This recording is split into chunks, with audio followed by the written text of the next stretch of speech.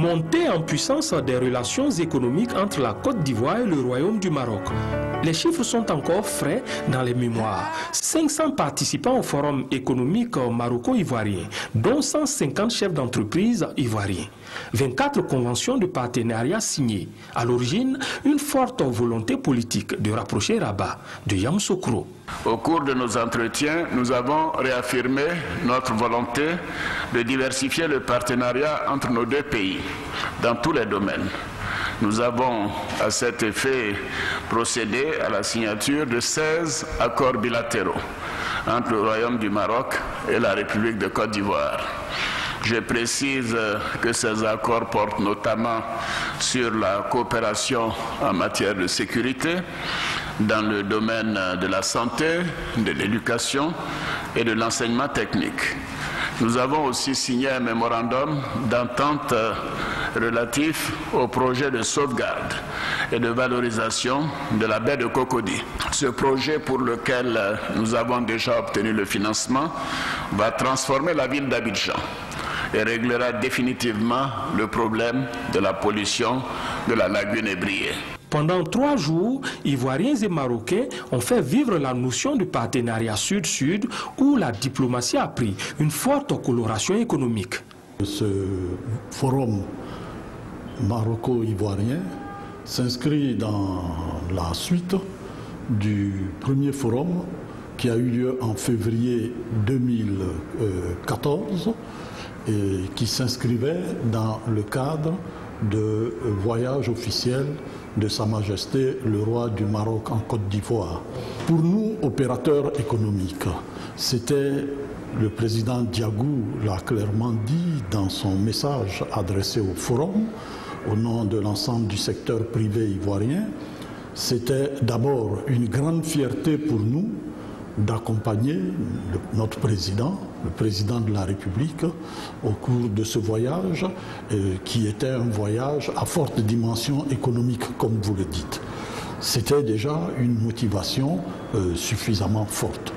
Mais au-delà au plan économique, on a vu effectivement une grande mobilisation d'opérateurs économiques ivoiriens avec près de 150 hommes d'affaires et entreprises ivoiriennes qui ont participé à ce voyage-là, qui ont pris sur elles de participer à ce voyage-là.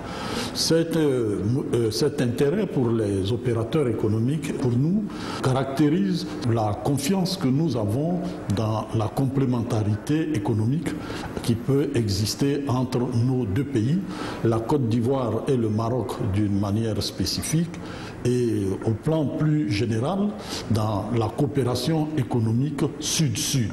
Au-delà des rencontres d'ensemble, des relations de proximité. Le lendemain du forum, c'est une dizaine d'opérateurs économiques marocains qui ont rencontré le chef de l'État ivoirien Alassane Ouattara. Et pour cause. Aujourd'hui, la Côte d'Ivoire est la première puissance économique en Afrique, zone CFA, sans conteste. C'est donc une performance importante que nous devons la consolider, nous devons la renforcer. Face aux opérateurs économiques ivoiriens qui ont affrété un avion pour mener l'offensive commerciale de Marrakech, le président de la République a insisté sur l'opportunité que représente le Royaume du Maroc dans la prospérité de leurs affaires. Nous avons une grande ambition de renforcer pas seulement la coopération mais le partenariat entre les deux pays. Nous considérons que le Royaume du Maroc est un pôle de croissance, un pôle démocratique en Afrique du Nord et que maintenant la Côte d'Ivoire également a retrouvé sa place. Notre ambition, c'est de continuer de croître. Et je crois que ce sera possible compte tenu des performances. Le retour sur mission semble en tout cas prometteur pour les Ivoiriens. Les opérateurs économiques ont compris que la similitude entre les deux économies pouvait présenter des opportunités pour le secteur privé ivoirien. Opportunités pour des produits d'exportation de la Côte d'Ivoire qui pourraient ainsi trouver des marchés à l'exportation sur le marché du Maroc.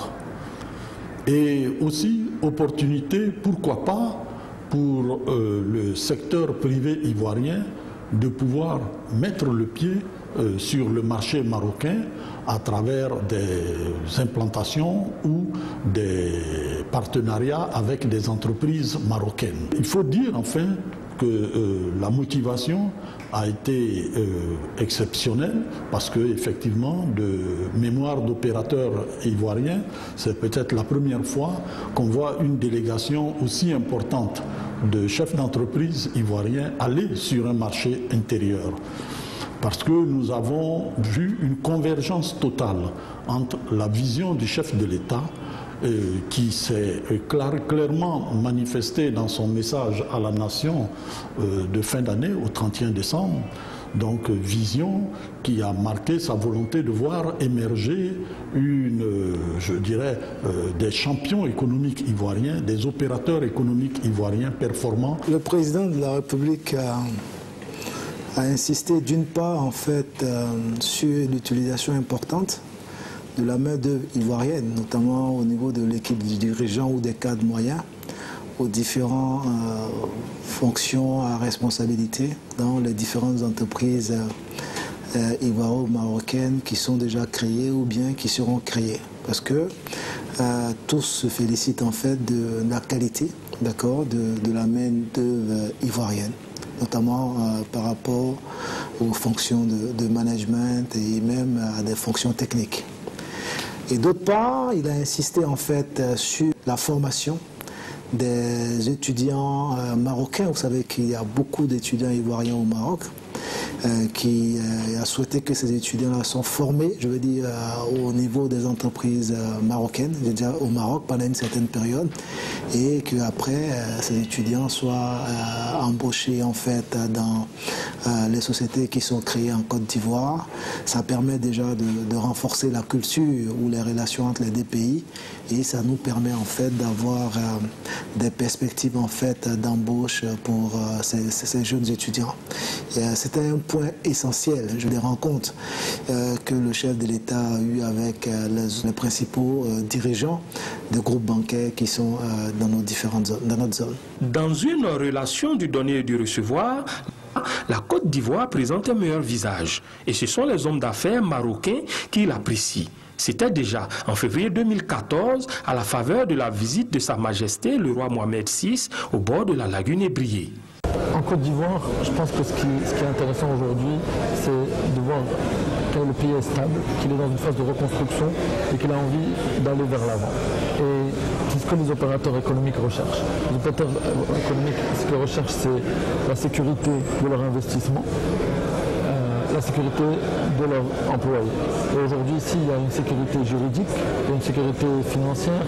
Comme vous avez des partenaires banquiers qui sont nombreux, et d'ailleurs marocains. Toujours au cours du forum d'Abidjan, le Maroc avait fait le point de ses investissements en Côte d'Ivoire et donné les garanties d'une coopération durable. L'ensemble des investissements aux alentours de 300 milliards de francs CFA, donc 500 millions d'euros. Des programmes de logement qui vont au-delà de 300 millions d'euros, des investissements industriels qui vont au-delà de 100 millions d'euros, et ensuite l'ensemble des autres secteurs qu'on avait décrits qui sont aux alentours aussi de 100 millions d'euros. Je voudrais pouvoir mesurer votre niveau d'engagement parce que ces genres de rendez-vous sont légion. Lorsque les manifestations, les cérémonies sont passées, souvent le suivi pose problème. Qu'est-ce que vous pouvez nous donner comme garantie dans ce sens? Nous avons fait ce forum entre le patronat marocain et le patronat ivoirien. Les deux patronats ont créé une commission de suivi qui sera présidée par M. Saad Sefrioui, donc le directeur général du groupe Addoa, pour la partie marocaine, qui suivra l'ensemble des accords qui auront été signés pendant cette phase-là. Il y aura aussi une commission de suivi au niveau de l'État marocain, qui est une commission de suivi séparée, qui va permettre de suivre ces avancées-là. Et ensuite, nous nous sommes engagés avec tous les patrons marocains présents ici à participer à l'ensemble des B2B organisés, à l'ensemble des séances de travail organisées, et à l'ensemble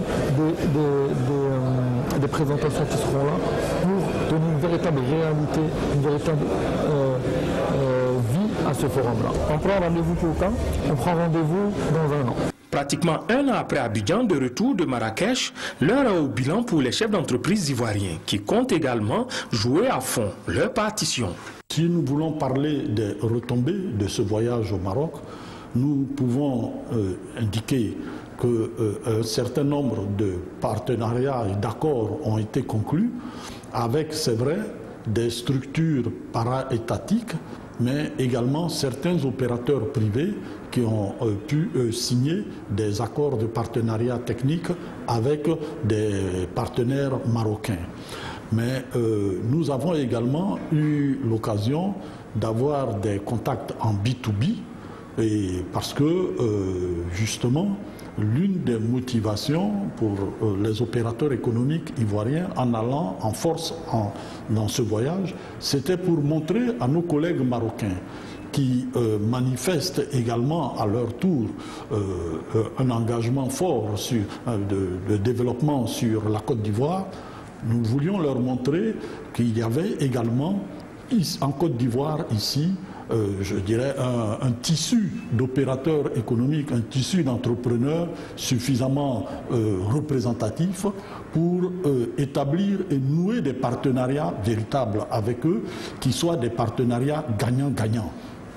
Et donc, nous pensons que les contacts en B2B ont permis à certains opérateurs d'établir les premiers contacts avec les entreprises marocaines, et que le message également que nous voulions porter et qui a été porté par la voix du président Diagou, du président du patronat, a été bien perçu par les entreprises marocaines pour leur dire qu'ils ont sur place en Côte d'Ivoire, en venant en Côte d'Ivoire, ils trouveront sur place des hommes d'affaires, des entrepreneurs avisés, expérimentés et qui sont prêts à nouer des relations de partenariat avec eux. Donc nous pensons que les prochaines semaines, les prochains mois permettront de cultiver ces contacts-là, parce qu'en affaires, on a besoin d'établir un contact. Ensuite, on a besoin de se connaître réciproquement, d'échanger sur les visions d'entreprise, d'échanger sur les projets. Et nous pensons que nous sommes dans cette phase-là et que très certainement, dans les mois qui viennent, nous verrons certainement des entreprises ivoiriennes développer leur courant d'affaires sur le marché marocain, et que nous verrons également des entreprises marocaines établir des JV, des joint ventures avec des entreprises ivoiriennes, et pourquoi pas créer des entreprises communes avec des partenaires ivoiriens. Au total, les hommes d'affaires ivoiriens et marocains, sous l'impulsion du président de la République ivoirienne, Alassane Ouattara, et de Sa Majesté le roi Mohamed VI, veulent changer la face des échanges intra-africains, donner une nouvelle dynamique à la coopération économique et faire des 4 heures de vol qui séparent les deux pays les heures les plus fertiles d'une coopération sud-sud.